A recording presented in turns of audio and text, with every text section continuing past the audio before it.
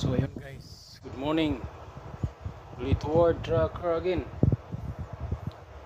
So chinik ko lang yung mga pangargan mo kasi mamahalin ito lahat daw eh. Baka mamaya may bawas no. So ito yung last na i-deliver namin galing sa Westboard sa Yusen. Tapos ito naman ang mahabang ito. Nasa 700 kilos ito. Ito yung dadalhin namin sa Palting. So nasa 33 kilometers na lang kami dito. Mula dito sa diskargahan. Mula dito sa aming pinaradahan ng 9 hours papunta dun sa diskargahan. So laging mag-check bago umalis kasi pag yan ay nabawasan at parating kayo sa sa delivery place ninyo, wala kayong so mawala man, nandito kayo sa parking, mayroong na ninakaw, di ba? Na ninakaw, no?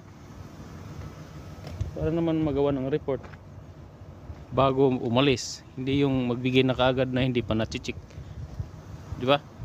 Alright.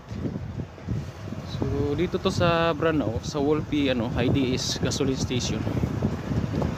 Kasama ko pa rin si Rodel. Si Rodel ngayon ang babasag ng unang ship.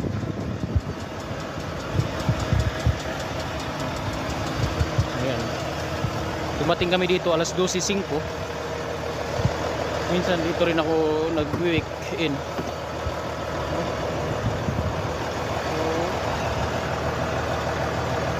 Ayun. Larga na? Anong oras na? Wala pa? Si Rodel.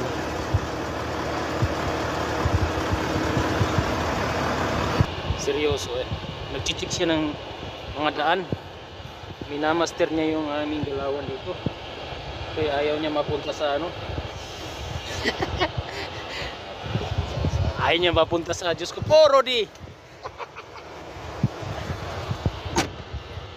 Wolpe gasoline station. So ayun, medyo foggy.